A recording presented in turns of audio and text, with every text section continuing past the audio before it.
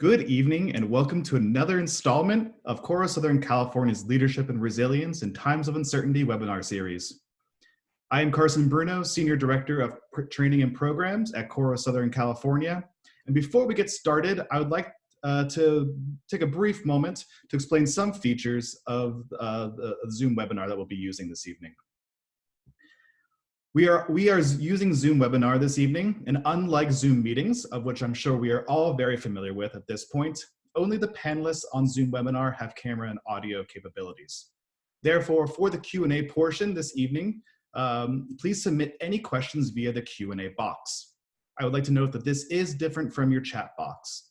The Q&A box can be opened using the Q&A icon found on the bottom of your Zoom control panel. At this time, please take a moment to make sure you have located the Q&A box on your Zoom control panel. You may submit questions via the Q&A box at any time throughout the webinar. The moderated Q&A will take place on the latter half of tonight's program. And finally, I would like to highlight that tonight's program is being recorded. All recordings, in addition to details about any upcoming leadership and resilience webinars, can be found on our website at corola.org/virtual-series.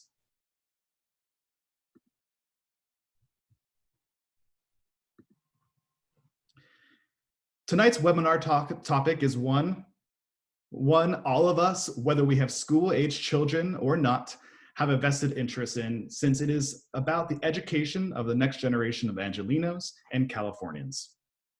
Whether it is the administrators, the board members and their staff, the teachers, the support staff, the parents, or the students, each and every individual connected to the K-12 educational sector has had their resiliency tested over the last 10+ weeks. The educational impacts of the COVID-19 pandemic on our youth will not be fully known for possibly many years to come. And yet, through all of the stressors associated with the shifting learning from a virtual space, while families are sequestered at home together, we witness both the possibilities as well as the limitations of distance learning. Here at Coro Southern California, we've experienced firsthand the adaptive challenge of taking a format perfected over 60+ years that leaned heavily on in-person experiential learning to the virtual space. All of us across all 4 Coro centers practiced what we preached to make this shift, and it wasn't easy. And yet here at Coro, we were not dealing with the scale nor the diversity of shifting an entire school district to the virtual space. That task was monumental. As a brother to a school-aged science teacher in Pennsylvania, as a brother to a middle school science teacher in Pennsylvania, I had a small glimpse into this challenge and into the next one, transitioning back to in-person instruction and making up any educational gaps. Our guest this evening not only has a front row seats to figuring out this challenge, he has been one of the drivers of figuring out collaborative and innovative solutions. Nick Melvoin was elected to the Los Angeles Unified School District Board of Education representing District 4 in May 2017. But Nick's career for fighting for Los Angeles school children goes further back.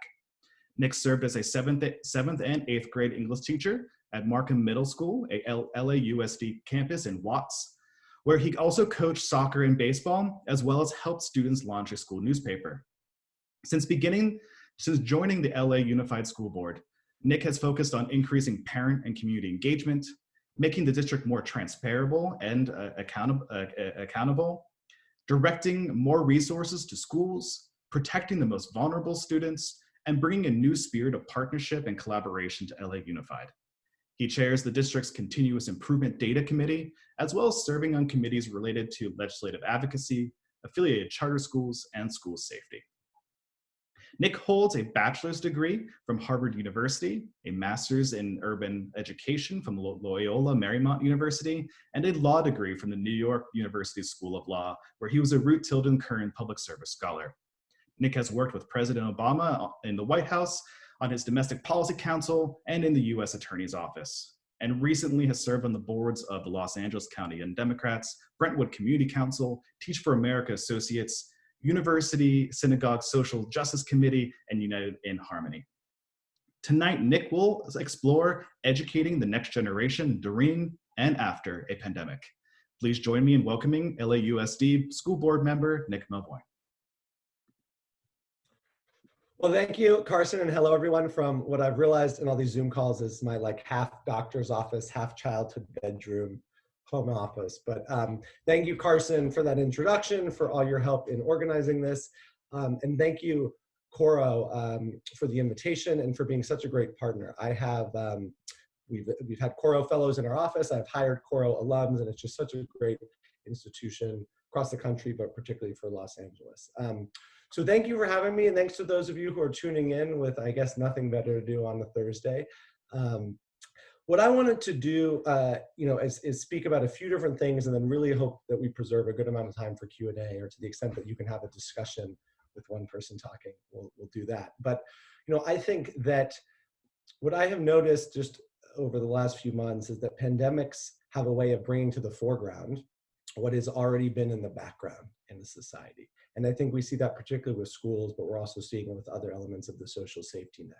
And so what I want to do for the 15 or 20 or so minutes that I talk before we get to questions is relay how that kind of that pandemic effect of bringing to the foreground what has already been under the surface and in the background has manifested itself in LA Unified, the nation's second largest school district. I talk about this in a few different parts. One, just about the district's response to this crisis, what we've been doing, what we plan to do. I know there are a lot of questions people have on what's reopening going to look like. I have questions about that too. But so talk about the district's response, talk about what this has revealed, what this crisis and the district's response to it has revealed about our city, our county, the underlying strength of our institutions or lack thereof, as the case may be. Then spend some time talking about where there are opportunities in crisis, and this one in particular, and kind of the rebuild it better theme, and what are some things that we've learned and that maybe ideas whose time has come. And then can talk a little bit about kind of the elements of leadership and some insights I've had, not just over the last few months, but over a tumultuous, almost 3 years to the date since my election to the school board. So the district made the decision to close schools on March 13th. And we did so before the city, before the county, before the state issued safer at home orders. And we did so very hesitantly because of the huge role that the district plays as the social safety net for nearly 500,000 children, serving 3 meals a day for most of those families. LA Unified, 82% of our kids are living in poverty. We have nearly 18,000 homeless students. And we knew that closing schools would throw that social safety net into disarray. So we did not take the decision lightly, but we did make the decision early, knowing how important it was to kind of close schools to flatten the curve. And I think when you look at LA's response compared to other elements of the country, our decision made a difference. And I actually, very soon after, I think the day after we just made the decision to close schools, published an op-ed in the New York Times about our rationale. And it was a few days later that New York City decided to close their schools. So that was March 13th. And I was unwilling to close schools until we had a contingency plan in place for how to support social needs and, of course, our academic needs. And so that March 13th was a Friday. And by Wednesday, we were operating, which to this day is still the largest food bank in the country. So we have served, actually today we hit a milestone, 25 million meals. We're serving now about 620,000 meals a day, breakfast, lunch, and dinner at 64 sites throughout the county. About 70% of the neighbors that we're serving are students or their families, but about 30% are adults who have no connection to the school district. And we made the decision very early on to not ask for ID, to not limit this effort just to district families, but knowing that there was going to be a need. Anybody who came to one of our schools, be they a student from another school district, a charter school, even though charters are doing a lot and running their own food operation, which we're very grateful for, whether they were adults, we were going to serve them meals. And as I've been out almost every week helping to serve those meals, we of course see why. We're not going to turn people away. So that was kind of the first element of our response, which is making sure we still were able to meet the meal needs of these kids. And I think when people think of a school district, back to their childhood, they maybe think of the one meal you got at lunch, but rarely would you think of a school district running the largest food bank in the country, let alone the county and the city. We've also been helping the city meet its needs by serving at homeless shelters, childcare facilities, and actually are looking right now at working with the city. And I'm grateful that Councilman Koretz is bringing a motion to the city council that's going to look at reimbursing the district, at least for those adult meals, because in the absence of a relief effort, city or countywide, the school district has been filling that need. Once we, and I thought about this a lot as triage. Once we figured out, okay, one thing was, of course, distance learning. And when we closed, we estimated that about 100,000 families, over 100,000 families, didn't have access to devices and the internet. So we very quickly made an emergency procurement of $100 million to buy devices and hotspots, and have now given over 130,000 devices to families in LA County. We have partnerships with Verizon, with Apple, with Google, with T-Mobile. And again, just as this social safety net and the need to serve meals is not necessarily the core function of a school district, I think also providing access to the internet at a time when the internet is so crucial. This is the first census that is ever being conducted online. That's not necessarily a core function of the school district, but we knew it was important to connect students. And so to date have given over 130,000 devices. We have nearly every student connected at least once, and now we're obviously diving into those numbers, because connecting once is a maybe high bar, but it's a floor, not a ceiling, when it comes to student engagement.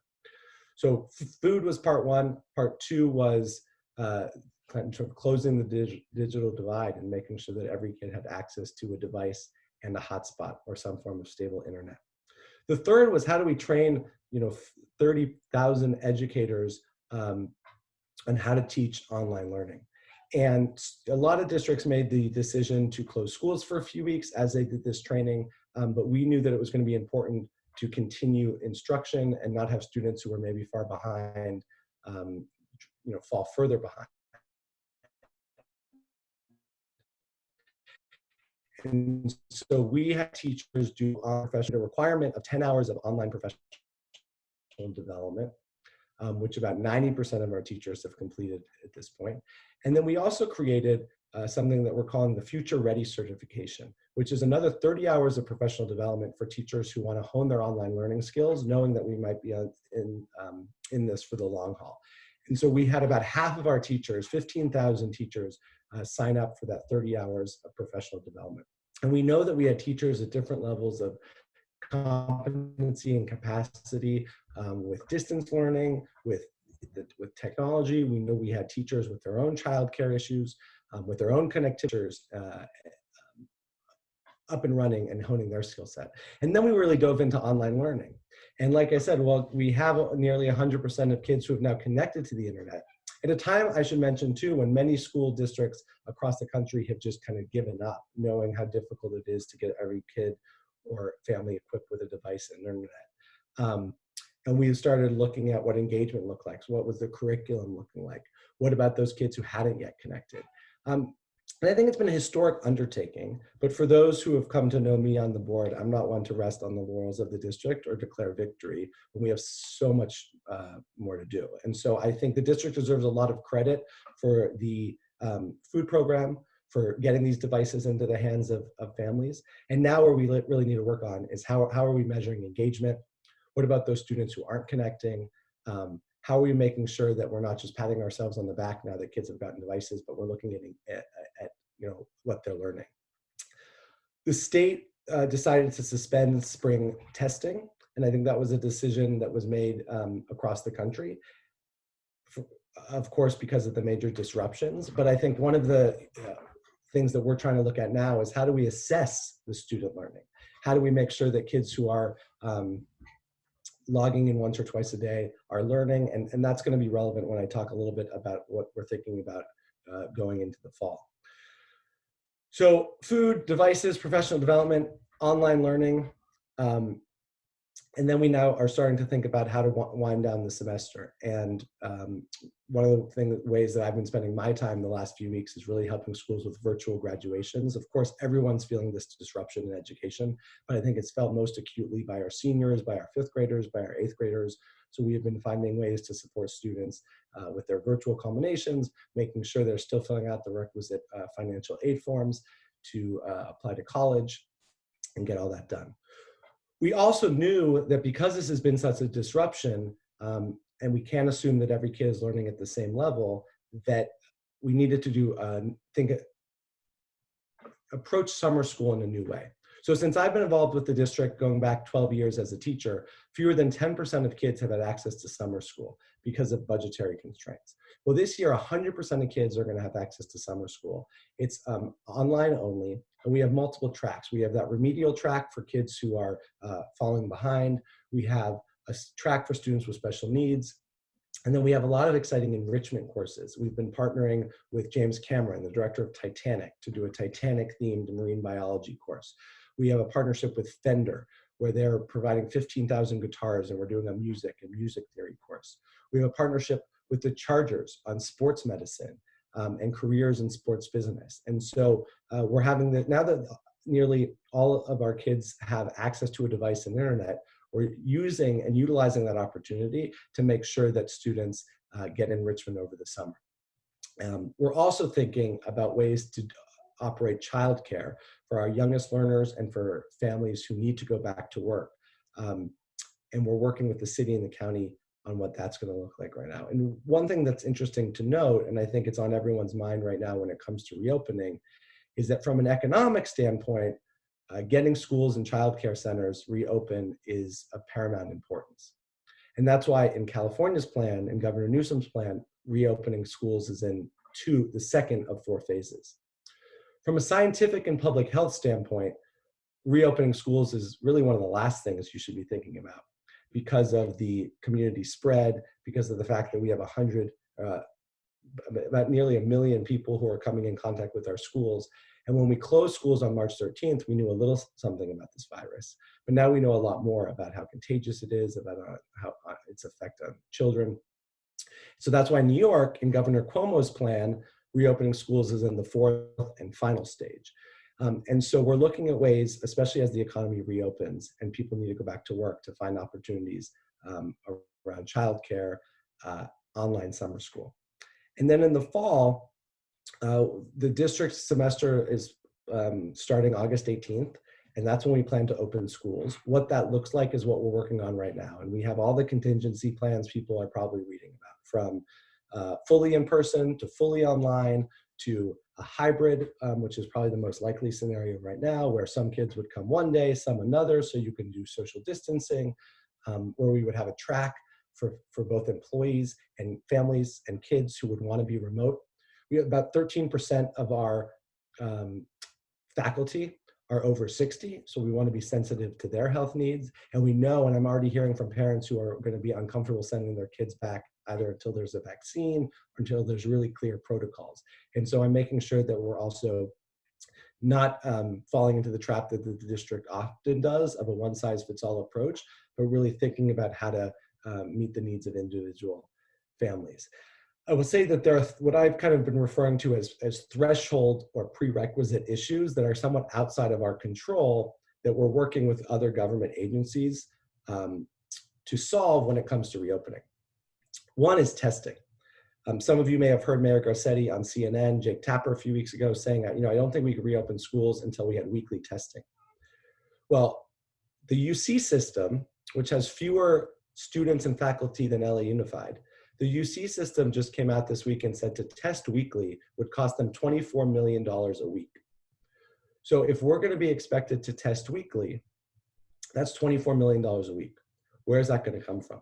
LA County Office of Education just released some of their guidance for schools yesterday, where they said, quite frankly, testing is just not feasible for schools. But we know that testing and contact tracing is a huge part of how we're going to control this. And so we need to think through that. PPE. We know that basically any reopening is going to involve students and faculty with masks and other personal protective equipment. Where is that funding going to come from? Third is liability, which is that, as we reopen, we know, and I think it's all kind of, we're all going to have to be comfortable with managing certain risks. And that's what the next few months or even years are going to look like, as is, I think, weighing on all of us. And so if we open and somebody contracts COVID, what protections are we going to have really at the state level to make sure that this doesn't just become an opportunity for the district to be sued, when what we're trying to do is open as a way to help families and reopen the economy. And so there are these kind of threshold questions that we can't solve on our own. Then there are the questions that we can when it comes to desks 6 feet apart, which students would come which days, and those are all the things that we're working on. The other thing that we have to confront in the fall is doing this with potentially a 10% reduction to our budget. So I began my career as a teacher in the district in 2008, got laid off every year, along with thousands of other teachers. And so, and being very careful about inoculating our schools from the deleterious effects of budget cuts. I don't want to lay off one teacher. I don't want to lay off one counselor. I want to look at creative ways to budget so that we protect our schools and protect our kids. Part of that starts with advocacy at the state and federal level that we've been engaged with to make sure that at a time when we should be reinvesting in kids, we're not divesting from them. And that kind of leads me to the next thing, which is what has reopening revealed? What has this crisis kind of revealed? And I think, one is the social safety net that our schools provide. The fact that today LA Unified handed out 619,000 meals means that there's a need in this community that people are coming to the schools to avail themselves of. Even before COVID, we were serving 1 million meals a day, 3 meals a day in most of our schools. We were providing health services for kids, whether that was free glasses and eye screenings, oral health exams, our clinics. We have partnerships with Planned Parenthood.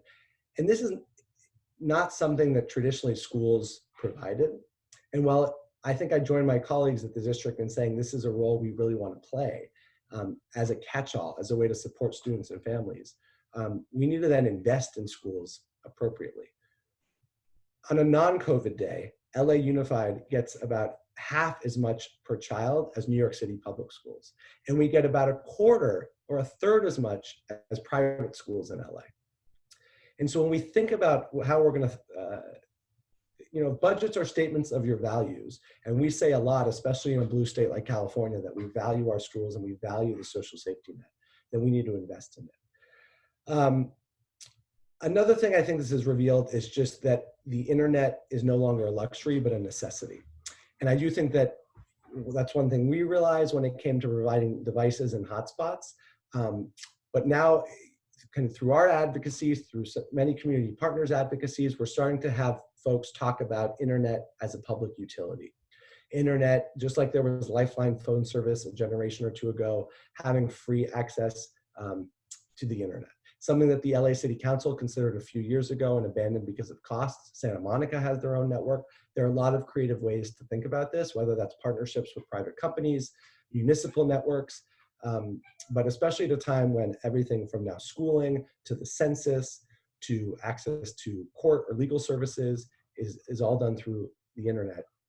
It's imperative that we solve the digital divide. I think some of the things that we're seeing when it comes to false advertising and usury and price gouging, and particularly low-income communities of color, is intolerable. And I think we need to all commit to making this one of the big things that comes out of COVID.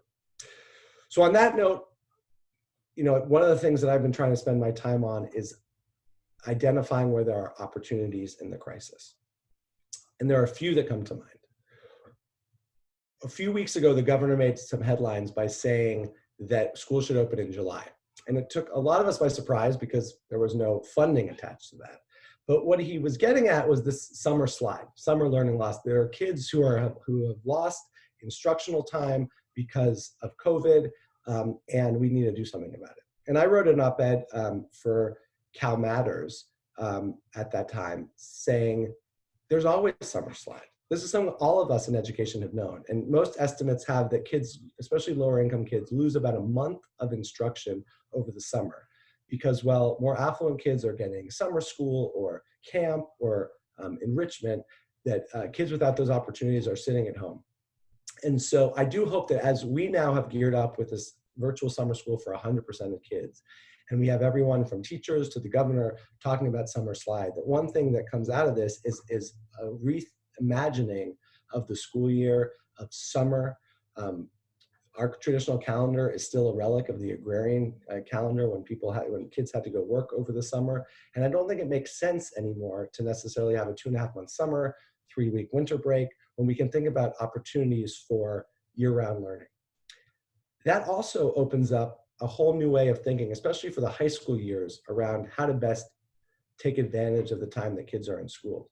So you could see a world where if kids are going at their own pace, if students are learning over the summer on Saturdays, which is something we've thought about when it comes to our online program for the summer, maybe we do Saturday school, which is something we had and I taught when I was a teacher in the district, but we had to cut because of summer school, because of budget cuts.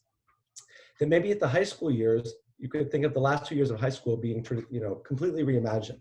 Partnerships with community colleges. We already have some cross and dual enrollment with local community colleges. We could increase that. You could think about certificates, what people are calling boot camps, where you work with an employer, like in LA, SpaceX, right? Which is, obviously in the news this week because of what hopefully will be a historic launch on Saturday. And you could talk about what are the jobs that you predict you're going to need in the next few years in our region, work with the Chamber of Commerce. And then we backwards map and we turn our high schools into kind of laboratories where we can give kids these skill sets to not only graduate with their high school diploma, maybe an associate's degree, but also with a certificate that makes them employable. This has really highlighted for all of us the essential nature of healthcare workers. UCLA has thousands of unfilled healthcare tech jobs that don't require a college degree that pay nearly 6 figures. And could we work with them and other healthcare professionals to think about high school? Implicit in that idea is something that's referred to as mastery or competency-based learning. So one of the things we're thinking about as a school district right now is, well, when kids go back in the fall, we can't just assume they're going to be ready for the next year because of the disruption that this has caused. But I would submit that that's also always true. We never know, and kids are finishing 4th grade if they're ready for 5th grade without some sort of diagnostic assessment. And so as we and other school districts across the country are now talking about diagnostic exams and how do you know if a student is ready, well, that's always the case. And so maybe instead of saying you have to spend 9 months in a grade and then regardless of how you do, you're going to be promoted, we actually think about competency and mastery-based learning, enabling kids to go at their own pace, figuring out how to meet their needs. And once you master a subject, you move on. So I think those are some of the things that I hope will come out of this. And then of course, finally, blended learning. I think this all caught most of us flat-footed when it came to transitioning school districts or even individual schools online. I think it's been long in the making. I think there are those of us who are actually realizing the inadequacy of some of the online platforms. And where there are some great concepts like the Khan Academy's flipped classroom, where kids can watch lectures at home and then work with their teachers in school. I would say a lot of the technology and platforms are lacking, but also this, even when we go back physically, having an online component, having a student who is at a school that doesn't have AP Japanese, but who really wants to take it, be able to take it because we offer it in another school and be able to do that cross enrollment and think more broadly about access. One of the things that I have been doing since I've been on the board is really looking at equity and access in programs. Where do we have AP courses? Where do we have honors programs? And unsurprisingly, it really is in more affluent white areas, we have more offerings. And this has been something the district's been really trying to close, this achievement and opportunity gap, by closing the access gap. But what an opportunity when it comes to online learning to enable kids all over the district to take different courses and go at their own pace. So those are just a few of the things that I think are real opportunities for school systems. And when we rebuild, I hope we'll go beyond rebuilding to the status quo. I think now, and then kind of we'll end with some, just kind of notes of what this has taught me. I think this has given some of us more of an opportunity to read than in typical days because our nightlife has been tampered. One of the books that I'm reading is David Kennedy's Freedom from Fear, and it's about America and depression and war. And I look to that time period because I think it's the best corollary for when we faced a crisis, when there's been massive unemployment, when we've had to really reshift our priorities and think expansively. And I think one of the main lessons of the New Deal and of that era of American thinking was this idea of experimentation, taking ideas and trying them, and if they fail, admitting them, and then trying something else, but being bold. And so I think that these ideas around mastery learning, around rethinking high school, that now is the time.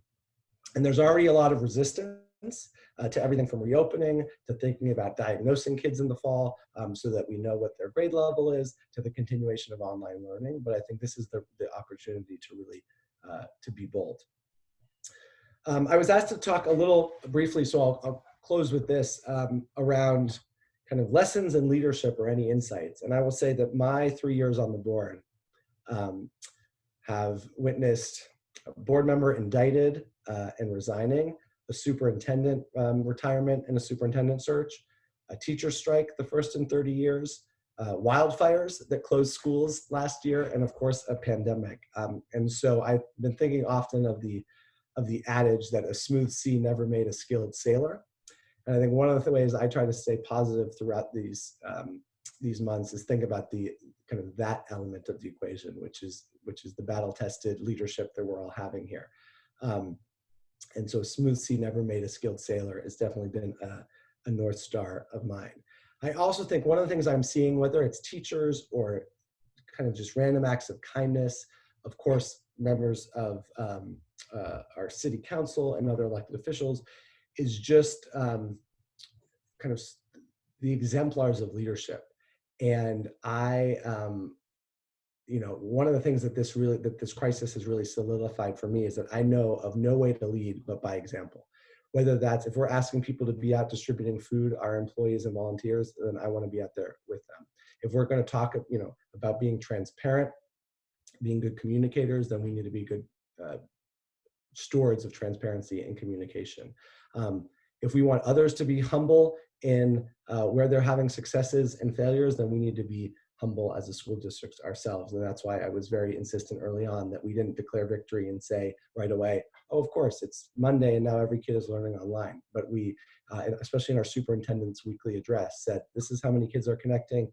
This is where we still have gaps. And the district needs to, I think, continue to lead with that humility. Big bureaucracies like ours are often scared to admit their faults, either because of liability or because of fear of criticism or a bad editorial. But I think implicit in leadership is humility and coming together to say, this is our strength and these are where we still have challenges. Another kind of recent mantra of mine has been to fall in love with problems and not solutions.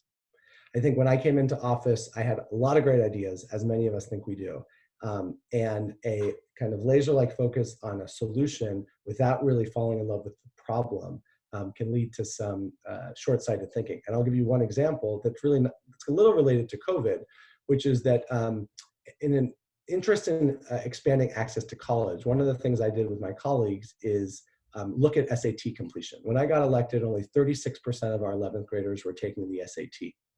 And I looked at that and said, well, there are a lot of barriers to taking the SAT. It costs money. Even if you can get a fee waiver, you have to go through that hurdle. It's on a Saturday. Many kids might not think they're college material.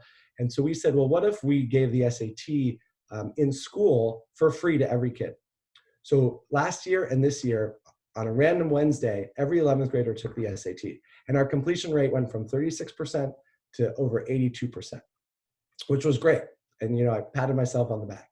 Well, now, as not only has COVID made the UC system and the CSU system get rid of the SATs for the next few years, but a mentor of mine who is now at public counsel, but was the chief counsel of the ACLU, has brought a lawsuit, even before COVID, seeking to do away with the SAT because of its discriminatory effects, which I think is the right answer. So there it was, falling in love with the solution of just give every kid the SAT as opposed to the problem, which is college access and more equitable access. And so that's something I really think about almost daily, is falling in love with problems and not just solutions. And then the last thing I'll say is, in a time where you feel very unmoored and we don't know what the world looks like from one day to the next, I think staying true to your principles. And even if you can't predict, I couldn't have predicted when I came into office that there would be a pandemic that closed schools, but there are principles of leadership and of public service that I think all of us have that bring us into this work. Values around equity, around equality of opportunity, around justice and social justice. And so that, as long as you don't become unmoored from your principles, then it's much easier to navigate kind of this uncharted territory and the upside down, as I've been coming to call it. So again, thanks for this opportunity. It's very weird to be talking to myself and not be able to see reactions or engage. And I apologize if that was rather long-winded, but wanted to cover those bases. And with that, really eager to take some questions. Again, thank you, Carson, for moderating. Absolutely. Thank you for giving us a brief look under the hood of what is one of the nation's largest and most diverse school districts, definitely here in California, but second largest nationwide. So kind of what, as you mentioned, kind of what LAUSD does really does move the needle on what's happening in K-12 education, not just here locally in the state, but nationwide as well. So I appreciate that, Nick, a lot for your kind of talk through us about what's been happening and what will potentially kind of look like as we move into the next stage of what this pandemic is for us. So we'll now transition to the moderated Q&A portion of tonight's webinar. So I encourage you all to open up the Q&A box using that Q&A icon and feel free to drop in a question so that we can have a great conversation back and forth. To kick it off, you touched a lot on collaboration, kind of what, not just kind of within the board and kind of within the district and with the city of Los Angeles, but also with the state, with the county, with the many other school districts that are kind of within Southern California, butting up against the district itself. Could you go a little bit more into the detail about kind of how that collaboration has kind of played out and maybe how you kind of see maybe this whole situation changing how the district collaborates with the different entities, both school boards and kind of other governmental agencies within the region? Yeah, it's a great question. And I think LA is particularly complex. And for our kind of Coro fellows or for our audience, I think it's an interesting crash course. I mean, most cities of comparable size, New York, Chicago, DC, have mayorally controlled schools. And so the mayor controls the schools, the budget. There is no difference between kind of the budget for adult meals and children meals because it's all the same. LA County is 88 cities. LA Unified is about 27 of those cities, the city of LA being the largest, but I also represent the city of West Hollywood, the city of Southgate, the city of Bell, Huntington Park. And the mayor of LA has no control over the schools. It's an elected school board. So LA is the second largest school district in the country behind New York, but the largest by far with an elected board. And unlike most school boards around the country, we're a full-time school board, which means there are 7 of us whose full-time job is to run and oversee the schools. Whether that's a good system or not is a question for another day. I think were I writing the charter, I would do it a little differently. But so even before COVID, one of I appreciate the acknowledgement of collaboration because one of the things I've really been trying to work on is a more constituent-focused approach than agency-focused approach. And I think we're seeing this across the region, not just with schools, with housing, with homelessness, with transportation. For the longest time, I think people were in their silos. And so you take an issue even outside of schools, like housing, homelessness, and you have the county apparatus and the city apparatus. And then the school district has our student homeless unit. And then you have the state and you have the federal government. And a lot there's duplication and replication of functions. There's a lot of like proprietariness over, this is our bucket. And so I think we've started to see even before COVID, more of that constituent-centered leadership. And a few examples. One of the challenges that we have with our foster youth is that when foster kids change placements, they often are all over the county and it's hard for them to stay at one school. And continuity of schooling and having that consistency and stability is important. but it wasn't sustainable for us to then have like buses just to pick up 1 or 2 kids. So in a partnership with the county to use some of their money, we have partnered with Hop Skip Drive, which is a like Uber for kids, to be able to, for foster kids who change placements, but and we want them to stay at their school. Now Hop Skip Drive picks them up and we're able to drop them off. We also advocated before COVID to the Metro Board and got the Metro Board of Governors to bring a resolution looking at free Metro passes for all of our students. When we think about the population that the district serves and enrichment opportunities, again, pre-quarantine, around museums and parks and job opportunities and visiting colleges, we thought, you know, why is this that our kids, why is the fare to Metro a barrier for so many kids? We're all one region. And so they passed a resolution looking at funding that. And so there was already starting to see, I think, some chinks in the armor. The county allocated $10 million of their mental health dollars to the district for us, for school mental health and nurses. Now, of course, you know, as we're thinking about closure and, you know, working with county public health in the state, I think that you still see some of this, like, this is our silo and we're going to do things our way, especially when there are personalities, you know, big personalities involved. But I think there's more humility in, we're trying to figure this out together. And I know where we come from is, you know, if we want to test kids and faculty before they're going to school, great, but then let's figure out how to partner on that. And we've been working again with the city on the rec centers, as you know, to serve our homeless neighbors. We've been providing meals for those because the city doesn't have their apparatus.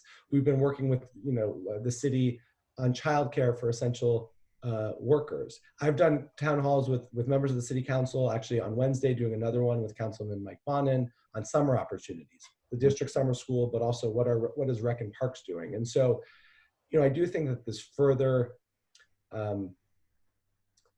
hopefully further solidifies that idea of let's put problems first, let's put constituents first, as opposed to agencies first, and think about that. And that, you know, whether again we have another regional conversation about how should the city, the school, the county work together is another, you know, topic for another day. But I do think that we're seeing kind of new levels of coordination and collaboration. That's awesome. That's great to hear. And kind of, I guess, maybe a little bit building onto that a little bit more, kind of as we think toward the summer, potential kind of redesign and rethinking of how summer programming and schooling occurs, or kind of trying to work to prevent that summer slide that happens even under the best of circumstances. Are you thinking, as the board, thinking about kind of sectors, industries, organizations, maybe that might be kind of great partners to collaborate with even further to really kind of prepare the school for whatever reopening looks like for the district? Yeah, you know, another element of the district that's outside of our kind of core educational function is also being a, you know, one of the largest landowners in the city and kind of being a public utility there. And so we have a lot of lessees, you know, everything from a soccer league to a church to flea markets. And so that's one of the conversations that we're having now when it comes to reopening, even before the fall, is how do we think about not the school district as, you know, the education element, but how do we think about the school district as public entity and, you know, opening up for that flea market. Fairfax is one of my high schools. And so we have the Greenway market there, and it's, you know, huge opportunity for local vendors, and we have a lot of youth sports. And so another partnership that we have been working with is LA84, which is the nonprofit that came out of the 84 Olympics, and then also the 2028 Olympic Committee around how do we think about youth sports,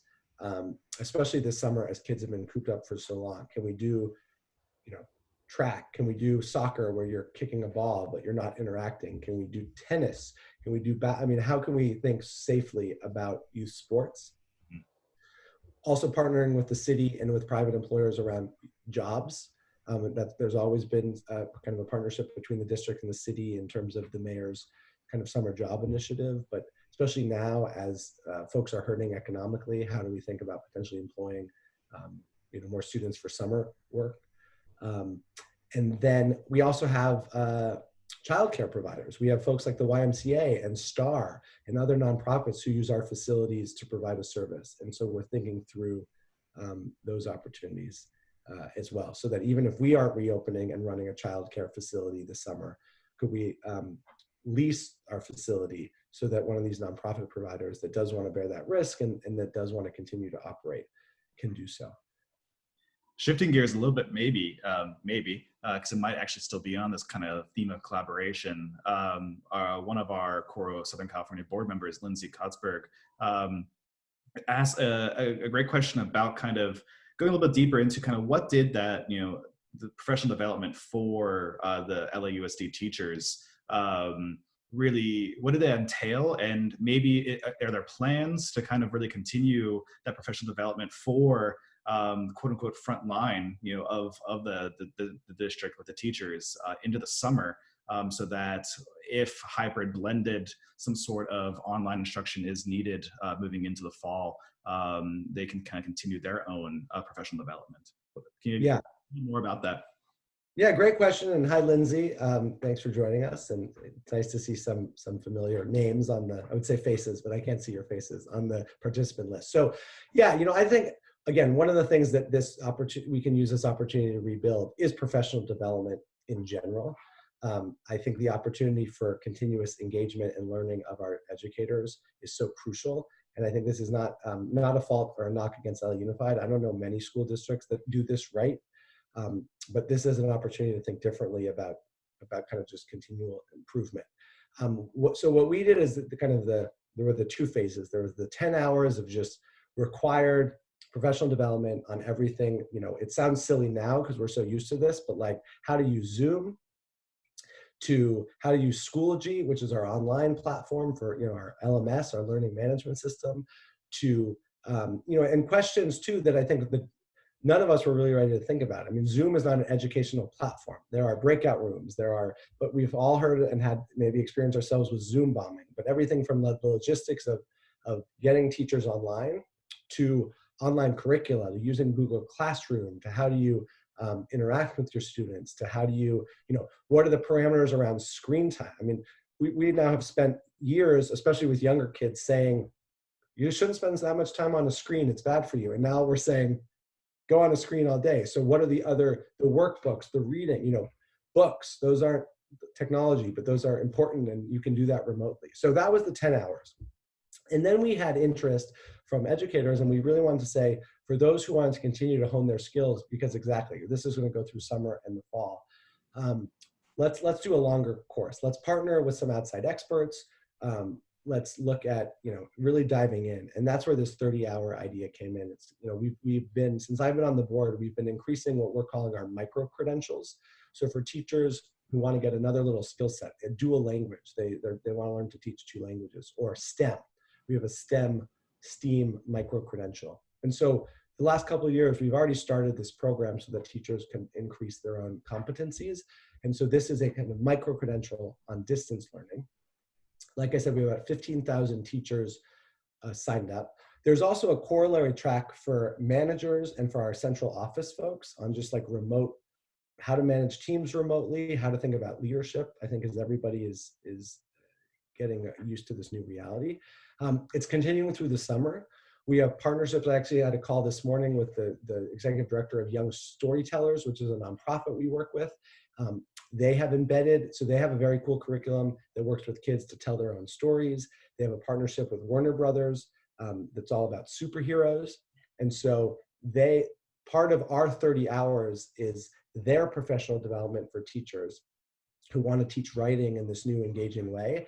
And so, again, I think the district has traditionally been reticent to kind of partner with outside folks because we can do it better ourselves. And there's a lot of talent and knowledge in the district, but I think we should be partnering and learning. I've also encouraged, and this is a politically fraught area, of course, but to look at charter partners. We have some charter schools that have already been in hybrid models. High Tech High, which is a partnership with USC. We have charters that by their size are just more nimble and can adapt more quickly. And so trying to look at what they're doing. Should also say too, as part of your collaboration point, one of the things I've been pushing for with not too much success just yet, but is is true partnership with charters when it comes to distance learning and the benefits of our size. So summer opportunities. Can we open some of our summer enrichment courses to students outside of the district at charters or other districts? Our purchasing power. As we think about kind of purchasing PPE for the fall, can we work with our charter partners and even other smaller districts, use our purchasing power and our economy of scale to get a better rate, and then have them purchase from us so that we're working collaboratively. So I think this opportunity also should ideally usher in some more partnership between sectors, but I don't hold my breath on that for those who are following the political winds on this, but I remain committed to that. So, and then this professional development will continue. And I also think that as we have multiple tracks, as kids come back in the fall, I'm already hearing from parents who are not comfortable sending their kids back. And, so if we have a virtual track out of necessity, then these educators who have done that 30 hours of professional development would be great to kind of be teaching it. I'm also looking and asking for data on kind of equity into these credentials, where the teachers who are taking these this extra 30 hours, where are they situated? What happens when it comes to kind of budgetary realities? Are we going to make sure that these teachers are evenly distributed, and that we also have teachers all across the district who are getting this online learning? So it's not, and not just the traditional equity in terms of schools, but if we have teachers who would really want to take this course, but have their own childcare challenges right now, how are we working with them so they have an opportunity to kind of get this knowledge? And so we're trying to be very inclusive there. But I think there's, it's an exciting kind of first development. Kind of was quick to think out of the box of how do we train educators, and then this is definitely going to be, I think, a pattern or a mold for the future. It's difficult to kind of wade into K-12 education without talking about teachers, but then also one of the major stakeholders for school districts being teachers associations.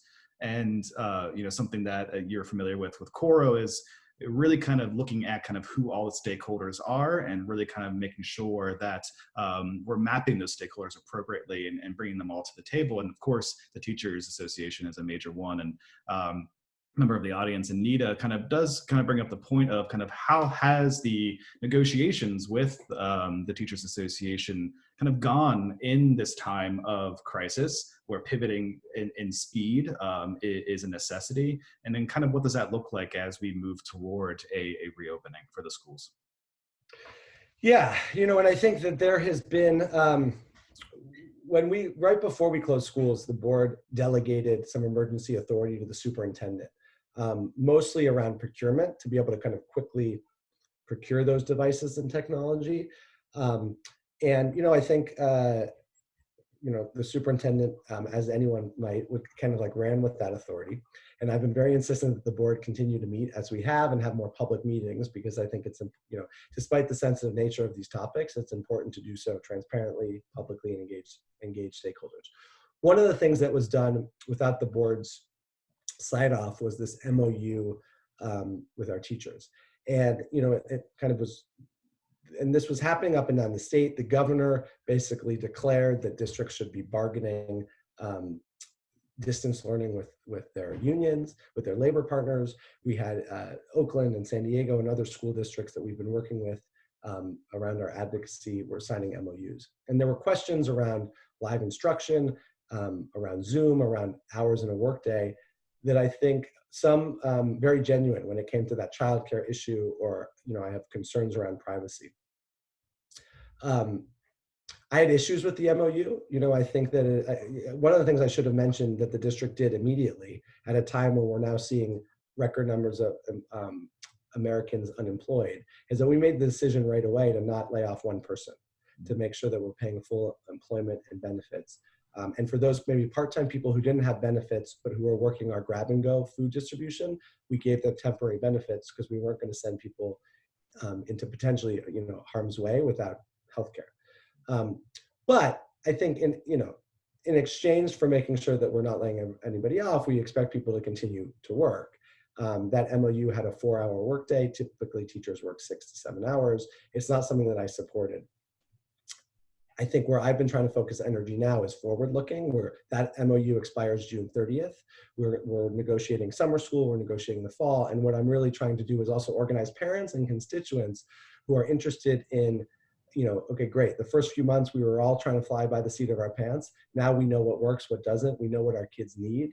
I think one of the ironies is that, if there was fear around unions that distance learning would usher in a time where we don't need teachers, one of the reasons there's been such a call from parents for live instruction is because of the crucial role that teachers play.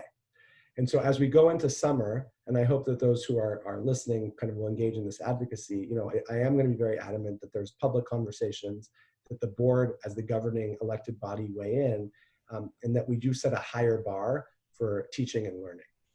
Again, and that's not to cast aspersions or to say that everyone has not been trying their hardest. It's just that, I think these were matters of first impression, but now going forward, I think live instruction, grading, assessments, understanding whether kids are learning is going to be critical.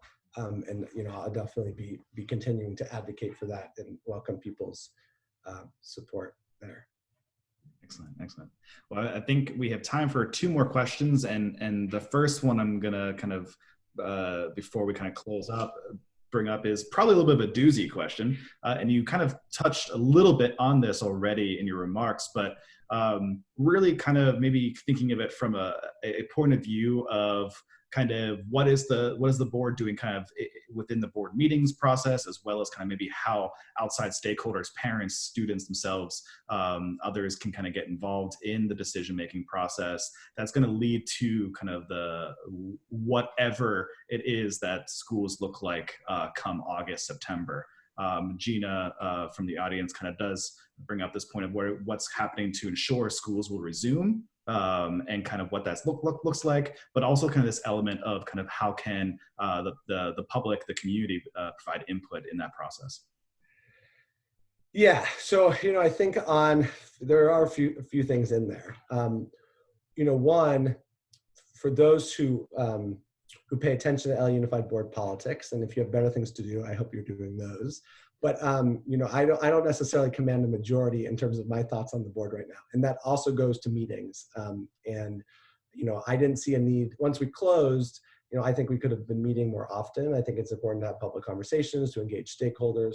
I do want to give credit. I think the superintendent has been doing a really phenomenal job on a lot of these, basic, kind of investing in what we think our kids and families need right now. But I think the board, especially as the elected body, has a role to play, and I think that there are colleagues of mine who have been less interested in playing that role.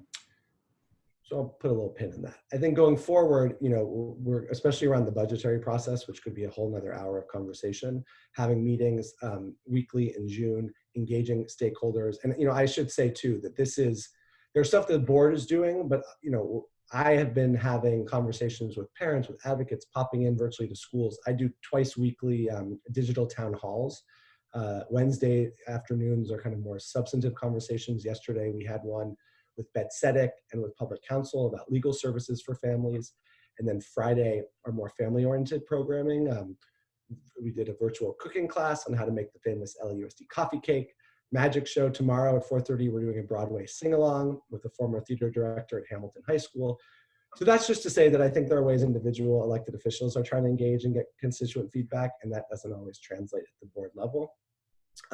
We also, on our reopening task force, kind of our road to reentry, I've insisted that there's stakeholder input. I know that, for example, the Charter Schools Association was consulted recently this week about sharing ideas. We have parent involvement, but the district can always do a better job. And I encourage folks who are interested in getting involved or having their voice heard to reach out to me or to other board members. I think to the question around August, we're going to open on August 18th in some form.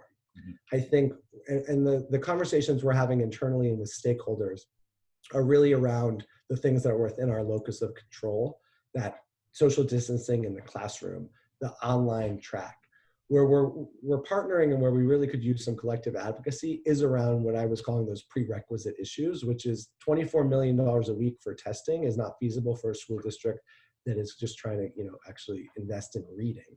And so let's have that conversation. We're putting out a survey to all of our stakeholders, every parent and every teacher, by the middle of next week, that's going to ask for your thoughts, for their thoughts on reopening. Everything from what, when are you going to be comfortable coming in physically, to how do you think of these different scenarios? And so that's going to be a great way to get a finger on the pulse of where the community is. And that's also going to inform our decision making when it comes to, if 80% of respondents say, I'm not comfortable going back until there's a vaccine, well, that's going to definitely that lead to different outcomes than if only 10% of people, 2% of people are saying that. The other last thing I'll say on this is, one of the tenets of my platform on the board has been decentralization.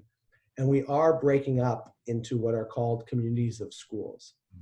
This was happening pre-COVID. It's now still happening. I think it's an important development because I think once you kind of decentralize and actually try to invest some power in certain communities, it's been very hard for a central bureaucracy to take that back. And I should say, if anybody did watch our board meeting last week, one of the things that I have been advocating for 3 years that we look at when it comes to both budgetary realities, but also kind of metaphorically decentralizing, is selling our central headquarters, Beaudry, which kind of looks like the Death Star. And we have finally the superintendent talking about real estate and potentially, now that everyone's working remotely, and we really want to decentralize. But I will say that we have about 40 communities of schools. There are 30 schools each with their kind of mini superintendent. And starting on July 1st, those are going to be new kind of semi-autonomous units where people will have much more community engagement. I'm really interested in having kind of community councils sit on top of those schools. We've seen this in places like Denver and Baltimore, Indianapolis, where you have kind of, some sort of, if not nonprofit, community governance over individual schools. So again, larger conversation, but I do think that as parents are frustrated with dealing with the central bureaucracy, that this community of schools step is going to be a really helpful one. Excellent, excellent.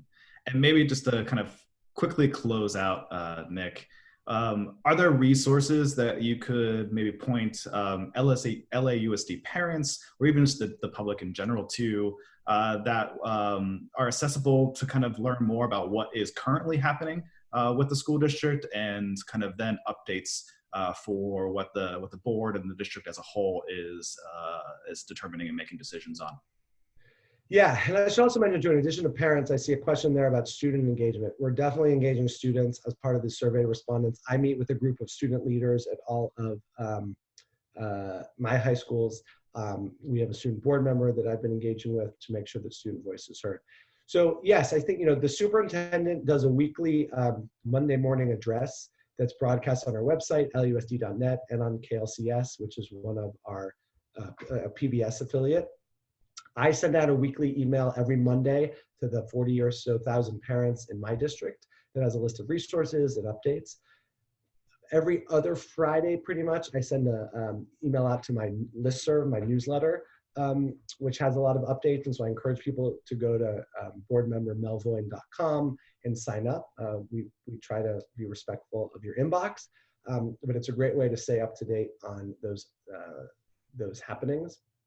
I think the superintendent's updates have been, there are weeks, not unlike maybe the mayor's press conferences where you don't have to say something every day or every week, but we try, every week, even if there's not breaking news, we try to focus on some element, students with special needs, our English language learners, and so I encourage folks to tune in there.